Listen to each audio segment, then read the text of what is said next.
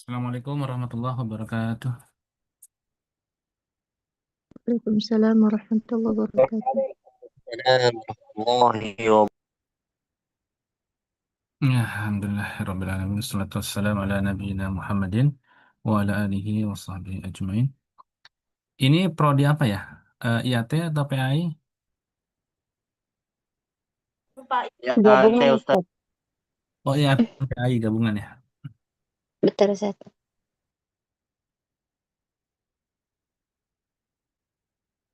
Kita ini adalah pertemuan terakhir di Ulumul Quran sebelum PTS berarti ya.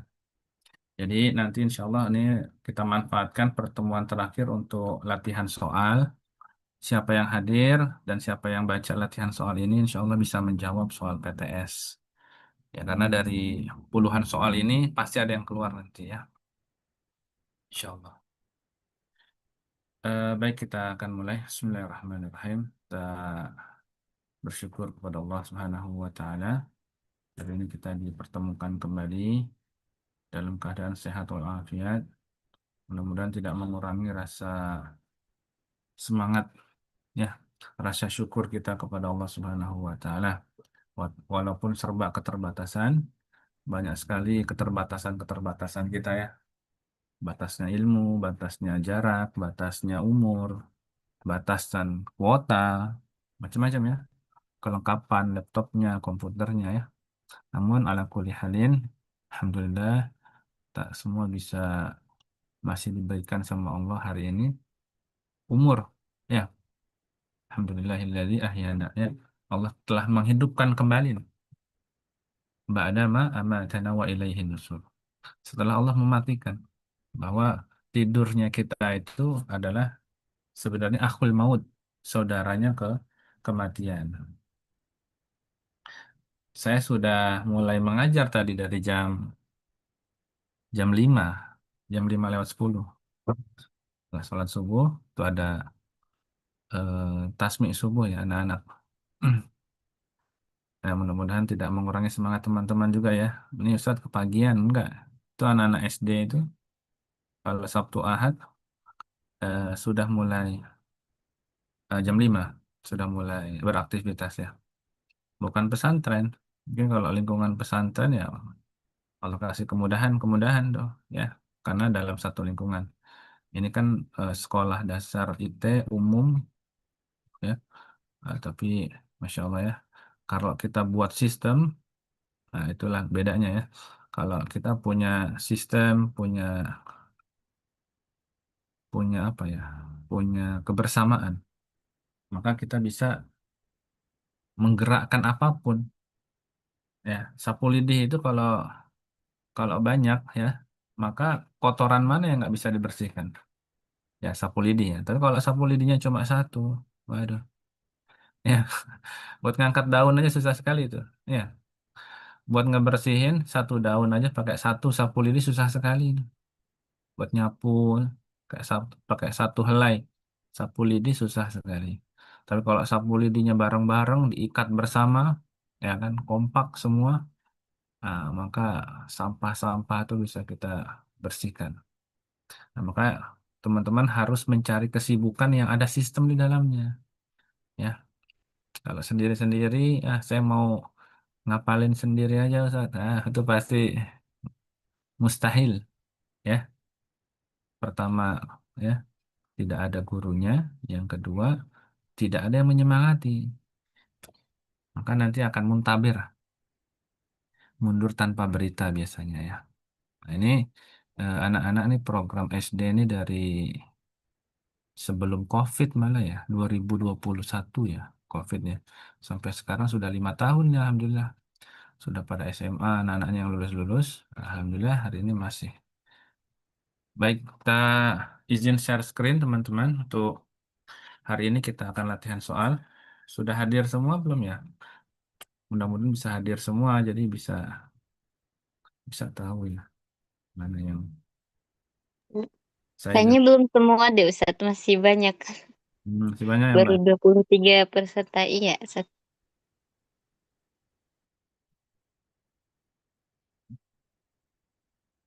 Ada teman yang sudah mengajukan skripsi atau proposal skripsi nggak di Madinah Salam? Ada yang punya teman seperti itu nggak? Belum sih Ustadz, belum ada. Kita baru semester 2 juga. Maksudnya ada teman-temannya yang sudah senior lebih dahulu, dia lagi sidang skripsi atau proposal skripsi. Saya hari Senin itu nguji proposal skripsinya Madinah Salam bersama dengan eh, kampus induknya di sana di Persis.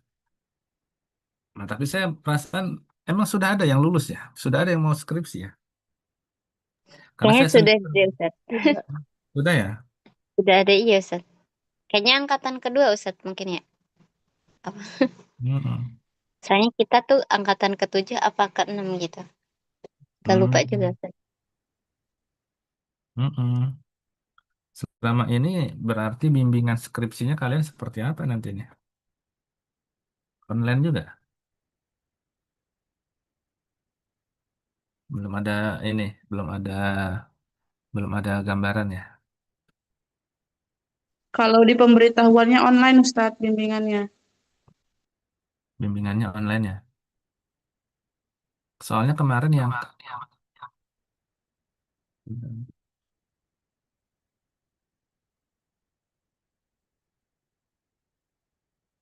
ya kemarin yang KKN, kebetulan pembimbing KKN-nya kan saya akhirnya menulis jurnal ya karena mau KKN ini gimana? Akhirnya opsinya apakah mau KKN 1 bulan di lapangan, ya maksudnya di lapangan itu bukan di lapangan bola, di tempat tempat KKN gitu ya. Tuh kayaknya agak repot ya. Teman-teman juga pasti punya kesibukan segala macam ya. Kalau kampus lain begitu, dia 1 bulan dia nanti dia ada yang patungan, nyewa rumah, nyewa segala macam di satu sekolahan tertentu di pelosok. Tapi alhamdulillah karena yang disuruh diamanatin saya KKN, saya suruh bikin jurnal saja sudah. Sudah selesai 2 minggu. Nah nanti eh, hari Senin ini saya nguji sidang proposal yang saya juga belum tahu.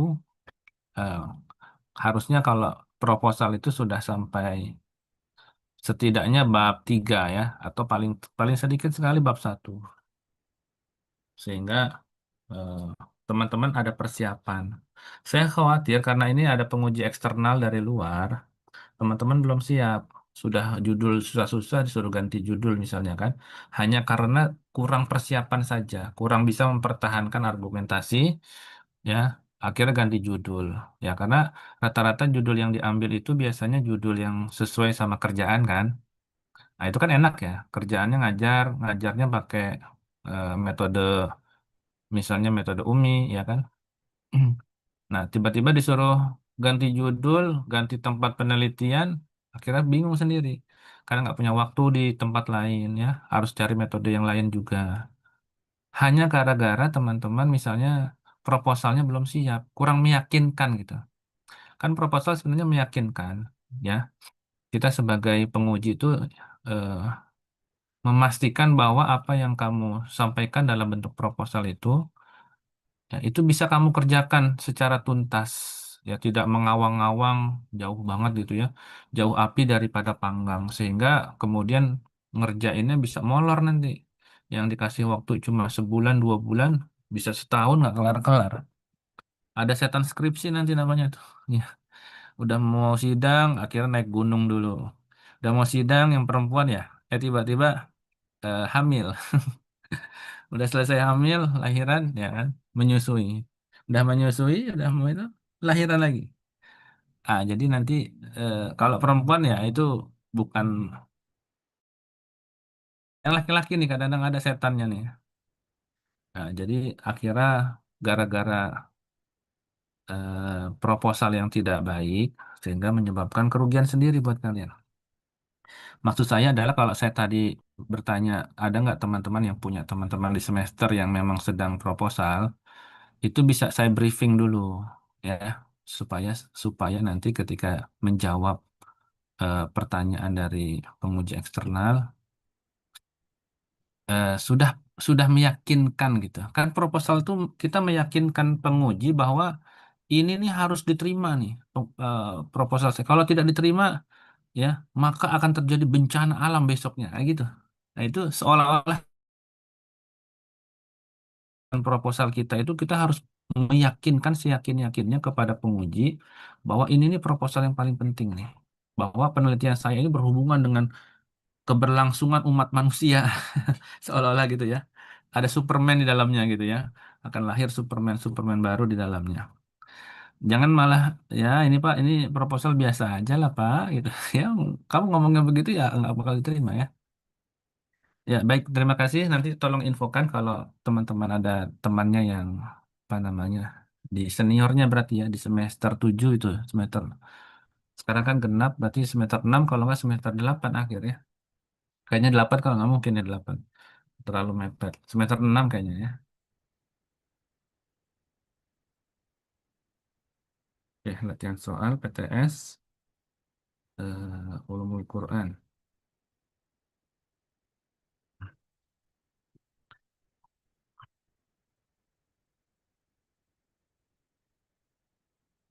Ya, baik kita akan masuk ke latihan soal. Kelihatan ya teman-teman? Kelihatan Ustaz. Jawabannya juga kelihatan ya? Ya nggak apa-apa ya, sekalian belajar ya. Silakan yang mau baca langsung baca saja ya, tidak perlu dipanggil namanya. Nomor satu, nanti kita sama-sama jelaskan. Mangga, kita waktunya sampai jam 8 ya. Mudah-mudahan cukup ya, ini ada 60 soal. Satu soal 1 menit. Ya, silakan. Mana Ustadz? Ya, langsung silakan. Satu, secara syar'i istilah al-yatim dikhususkan bagi anak yang kehilangan ayahnya sebelum masa baligh. Benar. Ah, udah ada jawaban Ustadz. Mudah. Ya, ini kan buat latihan soal nanti ya. Nah, Jadi, Ustadz. eh, yakin ya. Ya, yakin jawabannya. Kalau salah, berarti yang salah saya ini. Ya, jadi yatim itu apa namanya patokannya hadis Nabi dari riwayat Abu Dawud itu ya, la yutsma ba'da ihtilamin. Ihtilam, patokannya ihtilamnya la yutsma ba'da ihtilam. Tidak ada yatim setelah ihtilam. Ihtilam tuh mimpi mimpi balik gitu ya, mimpi orang mimpi basah lah kalau kayak kita namanya sekarang ya. Ya, barakallah. Silakan dilanjut. Dalam Quran Surat Al-Ma'un ayat 107, ayat 2, kata ya doa bermakna mendorong dengan keras atau mengusir secara kasar. Jawabannya benar. Karena kata ya doa menggambarkan tindakan fisik atau verbal yang kasar terhadap anak yatim sebagai tanda pendustaan agama. Mm-mm. Ini siapa namanya? Suara siapa?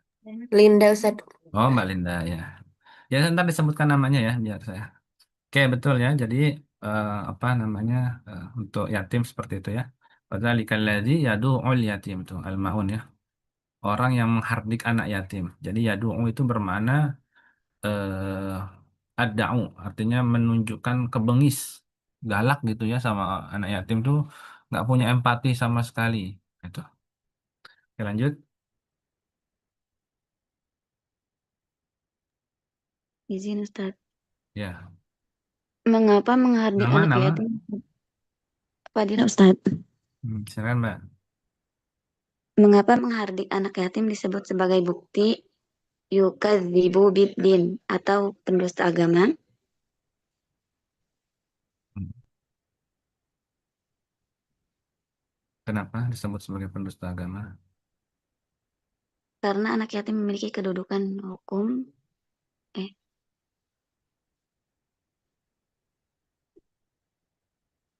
B Ustaz. Ah, B. Karena iman yang benar harus tercermin dalam kepedulian dan moral sosial. Ya, ini sesuai dengan penjelasannya atau bari ya, Imam Tobari bahwa yukadzibu bid ara'aital ladzi yukadzibu biddin, tahukah kamu orang yang mendustakan agama? Jadi iman itu bukan cuma eh, ibadah di masjid, ritual-ritual ya, tapi kita mengabaikan nggak punya manfaatnya sama sekali, bahkan sama orang miskin, orang yatim. Nah, ini disebut sebagai pendusta, pendusta agama.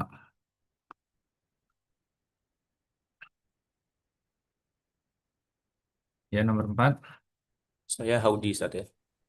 Nomor Ya, 4, silakan. larangan fala taqhar dalam surat Ad-Duha ayat 9 secara logika mencakup larangan berikut, kecuali memberi memberikan pembimbingan pendidikan yang disiplin dan mengambil tidak. Hmm. Nah, Jelasannya fala lanjut. taqhar menurut Al-Qurtubi melarang segala bentuk penghinaan dan pengambilan hak, namun membimbing dengan baik tetap diperbolehkan. Ya, ini surat apa ini? Falat Takhar. Duha. Ad-Duha ya. Fa'ammal yatima fala taqhar. Maka terhadap anak yatim janganlah engkau berlaku sewenang-wenang.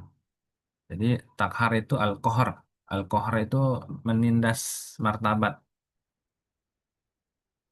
Kalau beda nggak antara disiplin tegas ya dengan menindas? Itu maksudnya kalau anak yatim nih kita tegaskan bahwa ini nggak boleh nak mencuri ini nggak boleh itu tegas beda ya sama sama keras, bengis.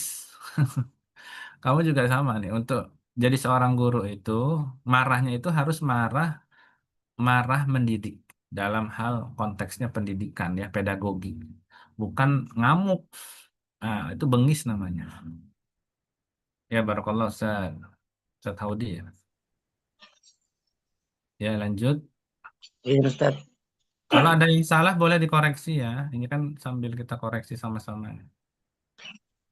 Nabi Shallallahu Alaihi Wasallam memberikan isyarat al-sababah dan al-wusta yang dirapatkan. Isyarat ini melambangkan Hmm. B. Ya, apa tuh? Apa? Dibaca penjelasannya ya. Penjelasan jari telunjuk sababah dan jari tengah wusta yang merapat menggambarkan posisi sangat dekat antara pengasuh yatim dan Rasulullah di surga. Nah, itu ya. Isyarat jari Nabi. Jadi kedekatannya di surga. Nah, bukan apa namanya? Bukan berarti kamu juga dekat dengan ibunya gitu ya. Ini dekat dengan anaknya dulu ya. Kalau urusan ibunya urusan lain nanti silahkan kalau mau dinikahi ya. Tapi yang paling penting di sini yang dianjurkan itu adalah tentang yatimnya dulu nih. Ada isyarat dari Nabi Shallallahu Alaihi Wasallam. Ya, dalilnya ana wa kafilul yatim fil jannah hakaza. Nabi kemudian menunjukkan dua jari tadi ya, jari telunjuk dan jari tengah. Ini berarti bukan hanya dekat, berarti derajatnya ini, tasrifnya ini luar biasa. Untuk para pengasuh yatim, para rumah-rumah yatim, sekolah yang menggratiskan anak yatim, ya. Nah, ini derajatnya adalah derajatnya para nabi. Ana wakafilul yatim fil jannah. Kita nggak mungkin lah bisa nyampe derajatnya nabi ya dalam segi ibadah ya. Tapi ternyata nabi ini ngasih isyarat bisa kita nih. Caranya gimana? Yaitu memuliakan anak yatim. Ya, barakallah. Ya, silakan lanjut Ustaz atau Ustazah. Namanya Berdasarkan sebutkan Herawat, namanya. Ustaz. Ya, Mbak Hera. Berdasarkan hadis, cara untuk melembutkan hati yang qaswah adalah dengan memberi makan miskin dan mengusap kepala yatim. Jawabannya benar. Iya. Interaksi kasih sayang dengan yang lemah berfungsi sebagai terbias spiritual untuk mengikis kekerasan hati. Dan izin Iya. mengutip hadisnya juga Ustadz materi kemarin, bukan Hmm. termasuk golongan kami orang yang tidak menyayangi anak-anak. Masya Allah. Jadi kepala yatim ya yang kita usap-usap sayang-sayang. Makanya kenapa boleh diusap karena masih belum balik kan? Kalau udah balik udah besar nih anak yatim perempuan ya kan sudah balik kamu usap-usap kepalanya kan? Ini saya mengikuti Nabi nih, maka saya usap kepalanya ya. Nah, itu maka yatim itu tadi ya batasa ihtilam. sebagai tarbiyah supaya nggak keras hati kita nih ya. Nah, kita masuk ke bagian kedua ya, hukum dan am yang melupakan Quran itu. Yang sudah baca baca lagi nggak apa-apa ya. Ini kan baru ada berapa orang. Kalau nggak cukup silakan nggak apa-apa. Ayo. Ana Ustadz Siapa anda tuh? Nabila. Ya silakan Mbak Nabila. Nomor 7, melupakan Al-Quran, nisyan Al-Quran karena faktor kelalaian dihukumi sebagai perbuatan dosa. Jawabannya benar. Menurut penjelasan Ibnu Taimiyah menyatakan melupakan hafalan adalah dosa karena merupakan bentuk pengabaian terhadap amanah wahyu yang telah diberi. Jadi apa namanya? Ya begitu. Ya, jadi nggak boleh melupakan hafalan, tapi bukan berarti ya eh, yang rajin-rajin ngafalin terus lupa ya. Bukan begitu ya. Yang dimaksud bukannya seperti itu. Tapi yang lalai ya. Yang lalai, yang apa namanya? Sudah banyak menghafal lalu kemudian dia tinggalkan. Ya, kadzalika atatska ayatuna fanasitaha wa kadzalikal yauma tunsa. Nah, demikianlah telah datang kepadamu ayat-ayat kami. Lalu kamu melupakannya. Maka nanti konsekuensinya apa? Pada hari ini kamu pun dilupakan. Pada hari kiamat nanti kita dilupakan itu. Insya Allah ya. Dicuekin di gimana tuh perasaannya Mbak Nabila kalau dicuekin sama orang. Ya, adiknya baru dicuek. Ini yang nyuakin ini ada siapa? Yang melupakan ini siapa? Pencipta alam semesta ya. Nah, maka jangan sampai nggak apa-apa kalau kita ngafal terus lupa ya. Yang penting kita tidak mengabaikannya. Ya nggak boleh itu mengabaikannya ya. Ya barakallah. Izin Ah, Ustaz. Hasan. nah, siapa namanya? Ahmad Hasan. Ya Ustaz, silakan. 8 metafora asyaddu tafallutan atau lebih cepat lepas digunakan Nabi Shallallahu Alaihi Wasallam untuk membandingkan hafalan Al-Quran dengan C. Unta dari ikatannya. Al-ni'am min uqudiha. Hmm. Penjelasan hafalan Al-Quran bersifat dinamis tanpa pengulangan istiqdikru. Ia akan hilang lebih cepat daripada hewan ternak yang lepas talinya. Ya, jadi jawabannya apa? Ustaz, Mm-mm. Barakallah ya. Ada yang pernah naik onta nggak sih? Mas Ahmad, Mas apa tadi? Pernah naik unta nggak? belum pernah Ustaz. Ya, itu ini apa namanya tahu ini kalau pasti makanya Nabi tahu sekali ya karakter dari unta. Jadi makanya menyuruh kita untuk mengulang-ulang Al-Qur'an, murojaah Al-Qur'an ya demi zat yang jiwa Nabi Muhammad SAW berada di tangannya. Sungguh hafalan Quran itu eh, lebih cepat apa namanya lebih cepat lepas. Lahwa asyaddu tafallutan minal ibili fi uquliha. Lebih cepat lepas dari dari unta dari ikatannya, lebih cepat lepas daripada unta dari ikatannya. Ya, ya, eh, kenapa unta tuh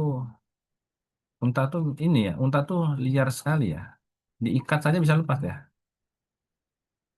Nah, kalau kita mungkin gambarannya biar gampang, lebih cepat hilang daripada motor NMAX yang nggak dikunci setahun onta nih kok emang begitu ya gitu kan. Kalau motor kita coba di sini. Nah, itu gampang sekali. Motor Mio, motor Beat itu ya. Jadi unta mungkin agak nggak ada gambaran, tapi kalau kita mau Lebih mudah ya seperti motor NMAX kita yang nggak dikunci, yang taruhnya di pinggir jalan jam 12 malam. Ya, kalau unta kan susah ya. Tuh, lebih cepat hilangnya seperti itu ya. Hafalan Quran kita nggak jaga hafalan, ya, terus berhenti murojaah. Akhirnya gimana? Lupa. Ya. Jadi hafalan Quran itu tidak cukup hanya dihafal, tapi harus dirawat. Sebagaimana merawat motor NMAX, sebagaimana merawat unta. Ya. Nah, jadi unta itu terbiasa bergerak jauh, mencari anu ke Sukabumi.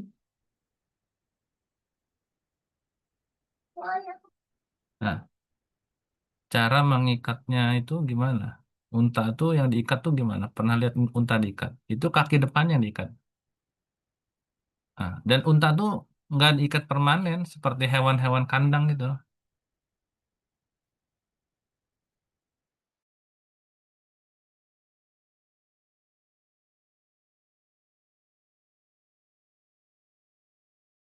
Dan unta tuh bisa tenang, bisa memberontak ya. Kalau lapar, kalau haus, kalau stres tuh ya. Nah itu ya, nanti silakan dicari kenapa Nabi itu mengumpamakan seperti unta.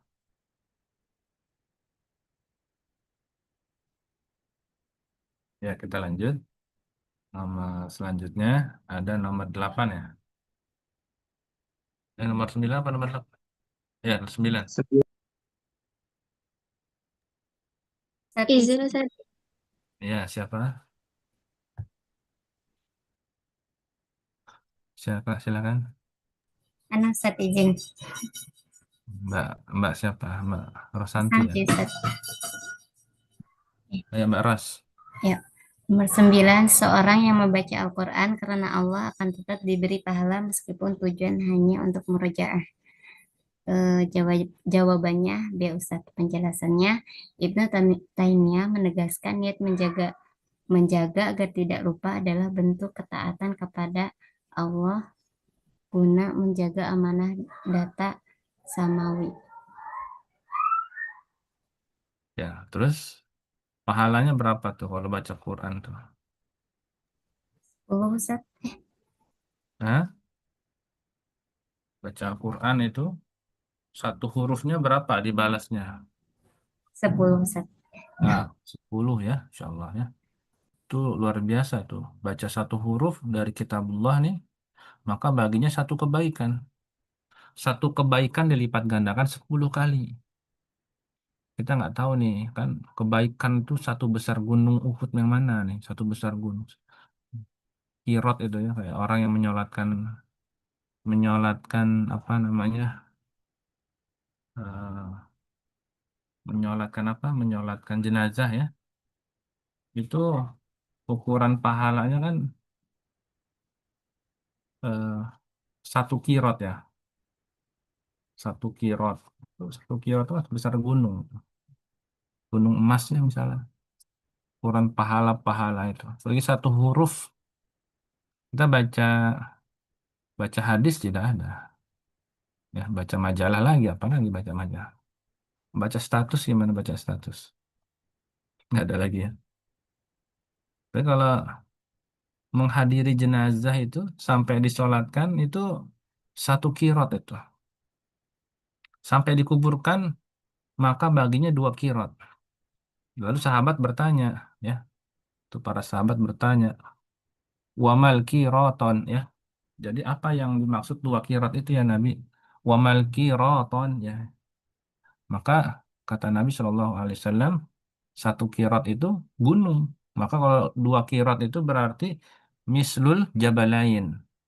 Tapi jabalain kata Nabi ini jabalainil azimaini. Azim. Jadi gunung yang besar.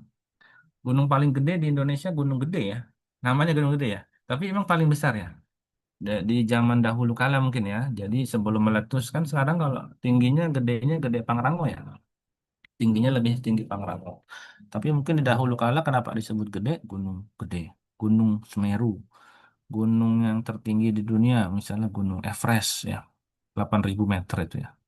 Nah, Masya Allah ya. Jadi Saya teringat-ingat itu ada anak berkebutuhan khusus ya tempat saya itu.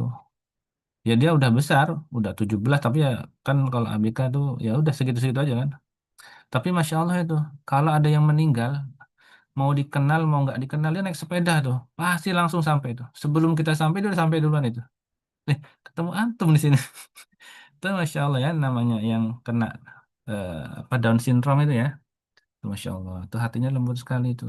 Kita bayangkan berapa Allah sudah siapkan itu pahala sebesar gunung Kirot itu buat orang-orang yang menyolatkan jenazah lalu sampai menguburkannya itu ya. Mislul jabalainil azimaini kata Nabi seperti dua gunung yang sangat besar itu ya.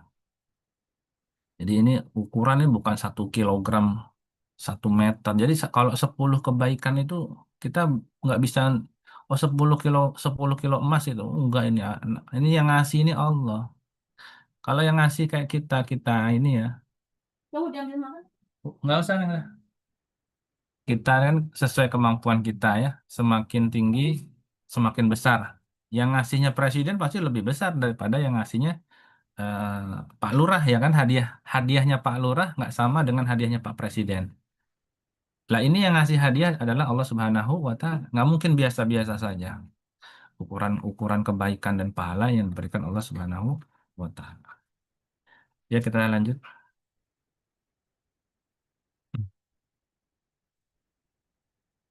Silakan. Izin Ustaz, Pak Hafsah. Ya, 10. Metode sahabat 10 ayat Utsman bin Affan dan Ibnu Mas'ud dilakukan agar hafalan tidak terpisah dari ilmu dan amal. Jawabannya A. Benar. Penjelasannya, mereka tidak menambah ayat baru sebelum benar-benar memahami dan mengamalkan isi dari 10 ayat sebelumnya. iya. Jadi maksudnya gimana itu, Mbak?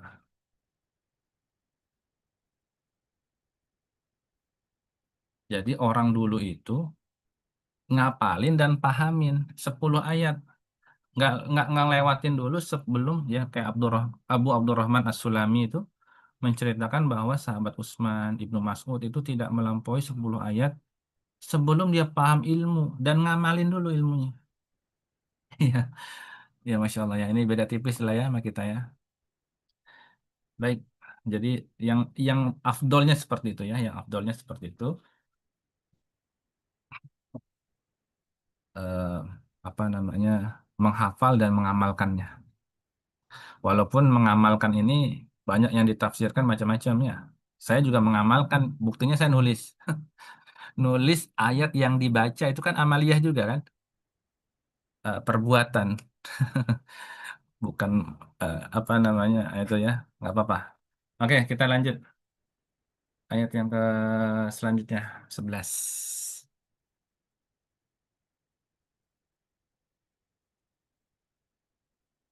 Yang sudah baca boleh baca lagi. Nanti insya Allah pas ujian bisa, Ustaz. karena udah baca. Kita ujiannya close book nanti ya. Ini latihan soal sudah masuk hari ini, insya Allah bisa kalau dan tidak boleh buka buku. Ya, silakan nomor 11. Mana Ustaz? Pratiwi. Siapa namanya? Pratiwi. Kurang keras suaranya. Pratiwi. Pratiwi Hana Ustaz. Ustaz. Ya, silakan.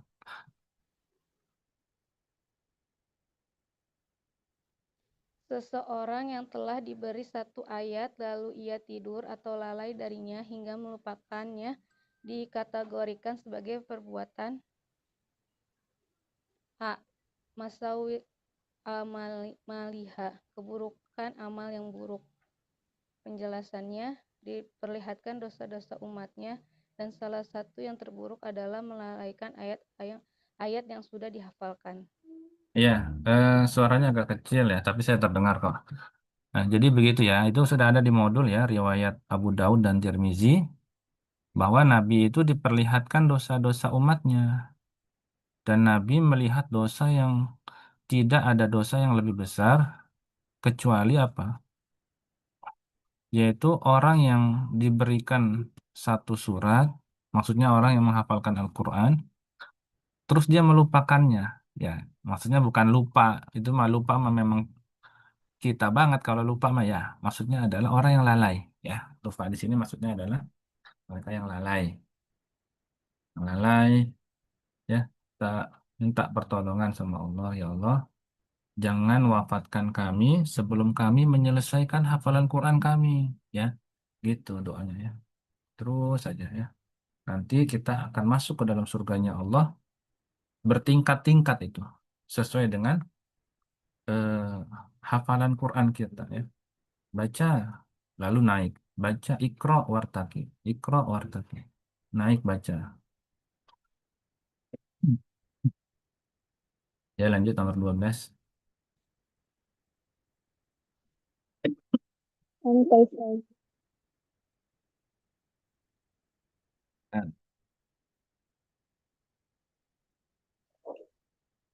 Apa dampak spiritual dari berkumpul mempelajari Al-Quran secara agak keras berjamaah suaranya. atau at-tadarruj? Oh ya, nah. Apa dan dampak spiritual dan berkumpul mempelajari Al-Quran secara berjamaah atau at-tadarruj? Mm-mm. Jawabannya B, yaitu turunnya al-sakinah atau ketenangan batin dan naungan malaikat. Iya. Penjelasannya, hadis Muslim menjanjikan ketenangan, rahmat, dan sebutan khusus dari Allah bagi mereka yang belajar. Iya, barakallahu fikum. Ya, jadi jawabannya apa tadi? B ya, B. turunnya ketenangan batin. Artinya apa? Artinya turunnya rahmat ini. Ya, sakinah itu. Kalau kita ngelihat orang lagi pada baca Quran berjamaah itu jangan dibilang, ini bid'ah nih, nggak boleh. Ini Nabi nih yang nyuruh nih ya. Dari riwayat Muslim ya, tidaklah suatu kaum berkumpul. Artinya suatu kaum itu kan nggak sendirian, ini satu kaum. Tidaklah suatu kaum berkumpul di rumah Allah kecuali turun kepada mereka as-sakinah, ketenangan, ya, diliputi rahmat dan dikelilingi oleh para malaikat. Hadis sahih riwayat Muslim ya. Tadarusan kalau di kampung-kampung namanya apa? Tadarusan ya. At-tadarus. Oke, lanjut nomor 13. Ustaz. Ustaz, Silakan. Siapa namanya? Neni. Mbak Neni. Saya kalau PTS ini jadi pada kenal. Kalau ngajar sehari-hari, cuma kenalnya sama yang ngasih share link aja ini. Mbak Linda, Mbak Fani, apa lagi tadi namanya? Iya, Nah, Ustaz. silakan ya Mbak Neni. Ya. 13. Lafadz al-am didefinisikan sebagai lafadz yang mencakup seluruh individunya tanpa batasan. Jawabannya A. Penjelasannya umum merujuk pada cakupan yang meluas. Al-mustaghrib li al-jami dalam satu ketetapan makna. Ya, jadi jawabannya begitu ya. Lafaz am ya didefinisikan sebagai lafaz yang mencakup seluruh individu tanpa batasan. Dan mustaghrib lil jami' dalam satu ketetapan makna. Jawaban benar ya. Yang nggak percaya lihat modul. Silahkan dilihat modulnya. Udah semua ya modulnya ya untuk ulumul Qurannya. Nggak dilihat lagi ya. Tapi saya khawatir nggak dibaca. Makanya saya bikin latihan soal. Ya, rangkuman-rangkuman ya. Nih, silakan.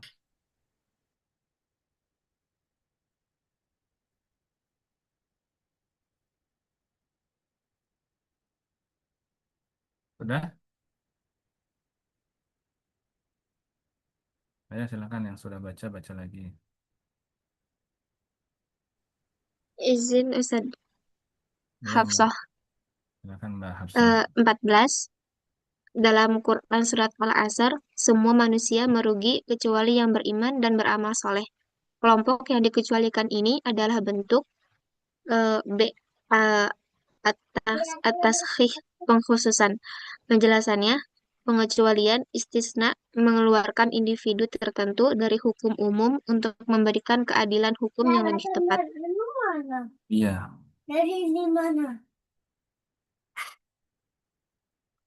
Jadi ada istisna ya.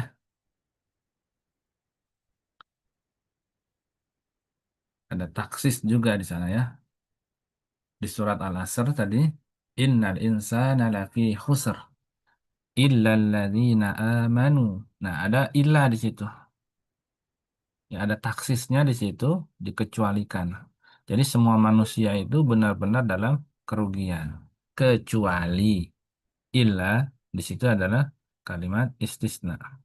Siapa? Yaitu alladzina amanu. Orang-orang yang beriman. Ya, siapa lagi? Wa milus salihat. Dan orang-orang yang beramal soleh ya.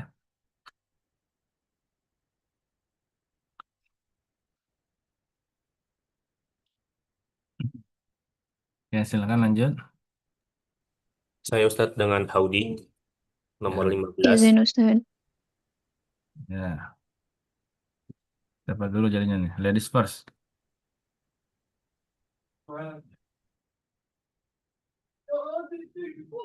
Ya, silakan. Sylvia Ustaz.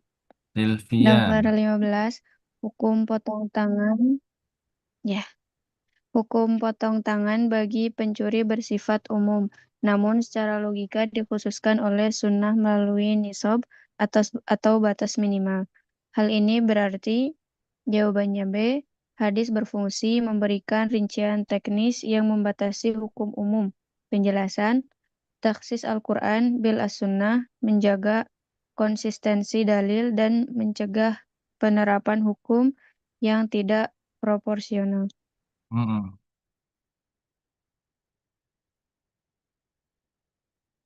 Ya, barakallah. Silakan lanjut. Ustadz Haudi Ustadz nomor Ya, 16. Kaidah al-am yuhmalu ala umumihi berarti lafal ya. umum tetap berlaku luas sampai datang dalil pengkhusus. Jawabannya benar. Kepastian hukum harus dipegang pada makna asalnya umum sebelum ada bukti syar'i untuk menyempitkannya. Ya, barakallah.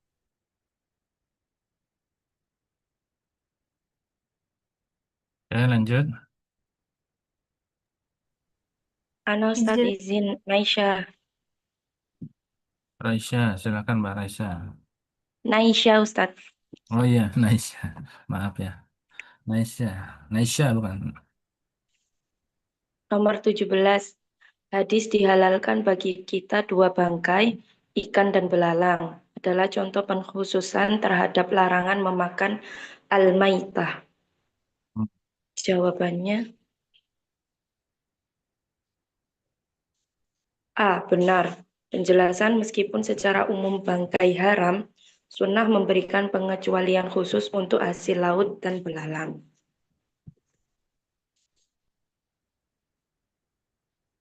Paham ini Mbak? Kenapa Ustadz? Udah paham ya? Udah pernah dijelaskan ini ya? Oke. Nomornya Nomornya kenapa? ini Nomor 20. bukan Ustadz. Ada yang salah nomornya ini.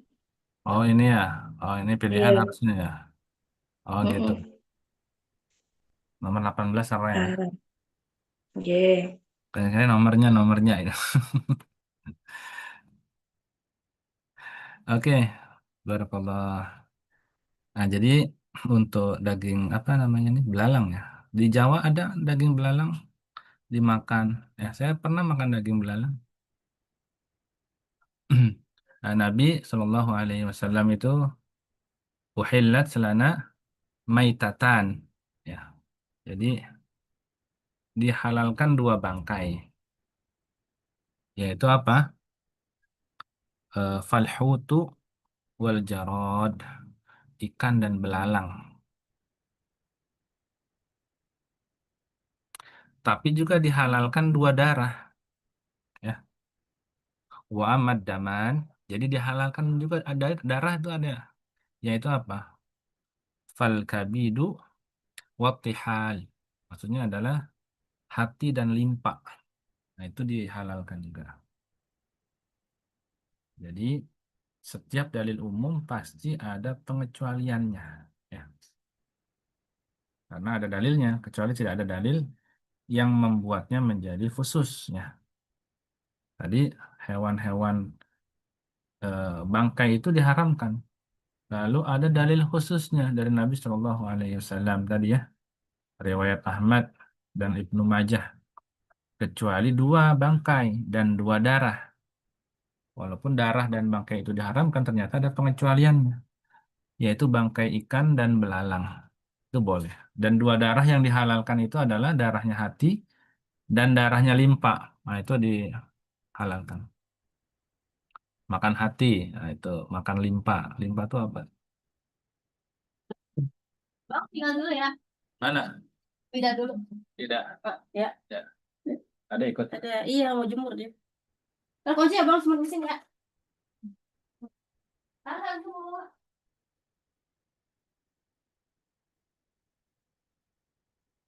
Oh, udah mandi belum?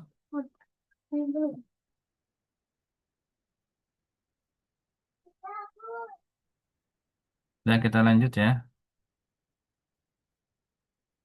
Nomor 19.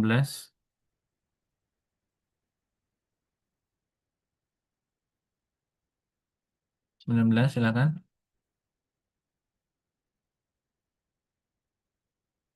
Halo. Izin Ustaz. Ya, Nabi. Fadilah Ustaz. Nabila. Fadilah. Nah, Fadilah ya. 19 Ustaz ya. 19. Al-taqdim wa Astagfirullahaladzim. At-taqdim wa ta'khir adalah struktur mendahului kata yang seharusnya di belakang demi tujuan tertentu. Benar. Ustaz. Baca Ini penjelasan. adalah salah satu bab ilmu Al-Quran yang menjelaskan rahasia susunan kata dalam bahasa Arab yang sempurna. Ya, jadi urutan dalam bahasa Arab saja kita pelajari ya. Nggak asal, kita bikin bahasanya asal-asalan. Al-Quran itu Masya Allah ya. Nggak akan selesai kita pelajari. Nah, kemarin ada permintaan dari Prodi untuk menyelesaikan 30 juz. Saya diminta menyelesaikan 30 juz tafsir Ibnu Katsir dalam waktu 4 tahun itu ya. Kalau saya ngajar bisa insya Allah ya. Tapi kalau selesai, terjemahnya aja itu paling kita bacakan ya. Bukan studi naskahnya ya. Kita di Lipia saja nggak pernah ada yang tamat itu tafsir, kitab tafsir apapun. Ya, paling satu semester itu cuma 2 ayat itu di Lipia ya. Nah, nah, jadi tafsir itu luas luas sekali, Masya Allah ya. Maka kita nggak akan pernah cukup itu untuk memahami, menyelami itu ya. Nah, udah hafalkan dulu saja. Hafalkan waktu kita terbatas, hafalkan dulu ya. Sambil kita juga belajar tafsirnya gitu ya. Ya, kita lanjut nomor 20 ya.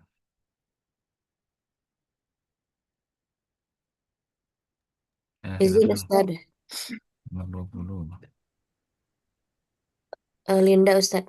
Mm-mm. Menurut Ibnu Taimiyah, hukum asal susunan perkataan adalah sesuai urutan gramatikalnya atau nazmuhu wa tartibuhu.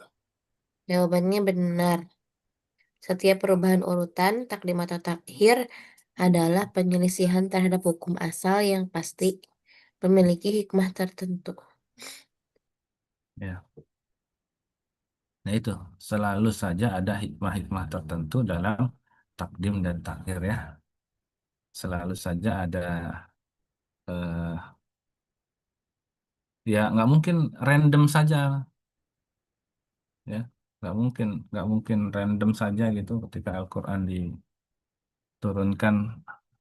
Nah, maka dia ada nazmuhu wa tartibuhu, ada urutannya, ada takdim takhirnya ya. Contoh misalnya Al-Quran itu dalam surat Al-Fatihah, iyyaka na'budu wa iyyaka nasta'in, kan eh, secara struktur na'budu itu kan fi'il kan, kata kerja ya. Sementara iyyaka itu adalah objek, maf'ulun bih ya. Namun di sini terjadi takdim, pendahuluan objek ya, pendahuluan objek. Iya karena budua. Jadi iya kaknya diduluin. Apa maksudnya? Hikmahnya apa? Ternyata hikmahnya adalah hasr, yaitu bahwa kita ini hanya iya kak, hanya menyembah kepada satu Tuhan yang bernama Allah Subhanahu wa Ta'ala. Ya, bisa saja urutan normalnya kan harusnya begini. Na'buduka gitu ya. Na'buduka, bukan na'bud ya. Tapi na'buduka. Tapi tidak ditulis begitu. Kita aja yang ngakunya kayak normalnya na'buduka ini harusnya nih Quran ini gitu. Kenapa kala iya karena budu. Beda kalau na'buduka tidak memberikan penekanan. Tapi kalau iya karena budu, iyanya didahulukan ya. Objeknya didahulukan dulu. Ya, Allahnya didahulukan dahulu. Baru kata kerjanya, beribadahnya ya. Ini sering sekali nih di objeknya didahulukan ya. Misalnya di surat Al-Baqarah juga ada tuh wa iya ya farhabun ya. Wa iya ya farhabun. Ini kan objeknya didahulukan ya. Hanya kepadaku kalian harus takut. Allah mendahulukan dulu nih. Wa iya ya farhabun. Hanya kepadakulah kalian tuh harusnya takut. Ah, bukan takut sama setan, kuntilanak ya. Kuntilanak ditakutin, cuman ketawa-ketawa doang padahal. Pocong cuma loncat-loncat doang. Dan anak ini kita nih suka salah mendidik tauhid mereka. Jangan ke sana, nak. Serem loh, takut loh. Nah, kitanya sudah mana kita letak pendidikan tauhidnya sama mereka ya?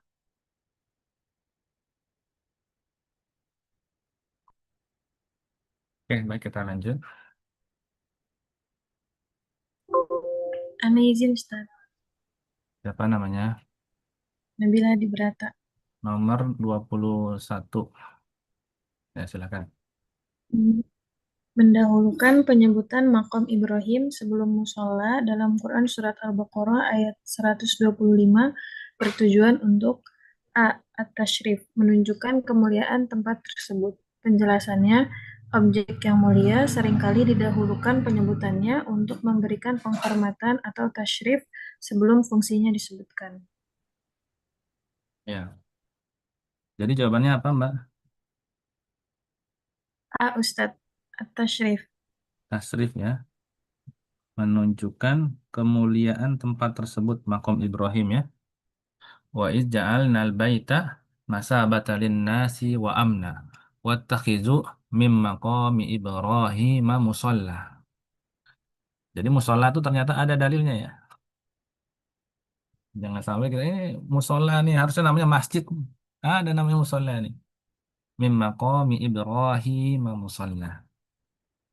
Nah, kenapa kita fokusnya pada maqami Ibrahim? Kenapa maqami Ibrahim itu didahulukan sebelum musola? Nah, ternyata di situ ada at-tashrif, menunjukkan kemuliaan. Objek yang dimuliakan makom Ibrahim. Nah, artinya jadikanlah sebagian dari makom Ibrahim itu sebagai tempat sholat. Itu takdim namanya ya, pendahuluan. Jadi didahulukan itu dalam ilmu balaghah itu dia lebih mulia, asyraf, didahulukan. Baru kemudian disebutkan yang lainnya, fungsinya, manfaatnya. Fungsi dari makom Ibrahim tadi sebagai musola, ya, tempat sholat. Sebagian dari makom Ibrahim sebagai tempat sholat. Kenapa didahulukan? Kenapa makam Ibrahim didahulukan? Karena ada asar kenabian di sana. Ada jejak Nabi. Nabi siapa? Nabi Ibrahim. Ada nilai spiritual, nilai historis. Maka didahulukan sebagai bentuk tasyrif. dan ta'zim.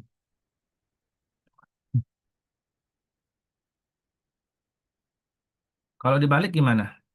Kalau dibalik, wattahizu musolla mim maqami Ibrahim. Wattahizu musolla ya itu. Misalnya kita ini nih apa namanya kreatif gitu ya. Ini harusnya salah nih. Ya ini harusnya wattakhizu musolla mim maqami Ibrahim. Kita musolanya duluin itu ya. Ini akan kehilangan keagungannya hilang. Musolanya ngapain musola? Ya. Sementara yang jadi pembahasan intinya adalah makom Ibrahim. Musola itu cuma fungsi saja ya, tempat untuk sholat.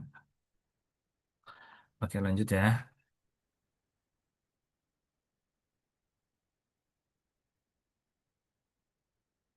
Sekarang nomor 22. Silakan nomor 22. Saya izin Ustaz, Apa namanya? Okti Fajar. Panggilannya apa? Apa Ustaz? Panggilannya apa? Oh, Okti Ustaz. Mbak Okti. Passwordnya apa passwordnya? Password. Tidak ada password Ustaz. Passwordnya nanti ada. Kopi luwak enak di lambung.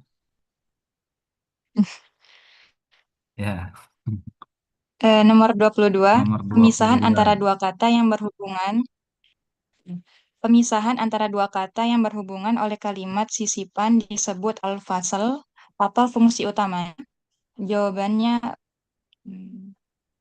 B Ustaz, memberikan penekanan, doa, atau penjelasan tambahan di tengah kalimat.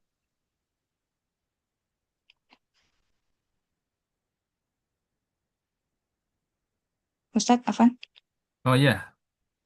Jadi jawabannya apa? Jawabannya Enggak putus-putus ya. Apa jawabannya, Maaf? jawabannya B Ustaz, B. memberikan penekanan, doa, atau penjelasan tambahan di tengah kalimat. Ya, ini namanya jumlatun mu'taridah ya. Maksudnya adalah sisipan, i'tirad ya, i'tirad. Kalimat mu'tarid itu artinya sisipan. Misalnya takasur ya. Kalla saufa ta'lamun. Summa kalla saufa ta'lamun. Jadi ada al-fasl di situ. Jadi ini untuk penekanan, untuk tambahan. Ya, misalnya saufa ta'lamun ini kan fungsinya sebagai i'tirad ini, memperingatkan, ya, menegaskan, takkid. Atau misalnya di Al-Waqiah tuh sering kita baca ya, fala uqsimu bimawaqi'in nujum wa innahu laqasamul law ta'lamuna azim. Law ta'lamuna di situ juga sama sebagai apa namanya? I'tirad ya, menguatkan kosam, sumpah ya. Seandainya lau ta'lamun, seandainya kalian tahu. Nah, jadi fungsi fasal di sini ya untuk menyisipkan makna tambahan yang lebih kuat tanpa merusak struktur utamanya.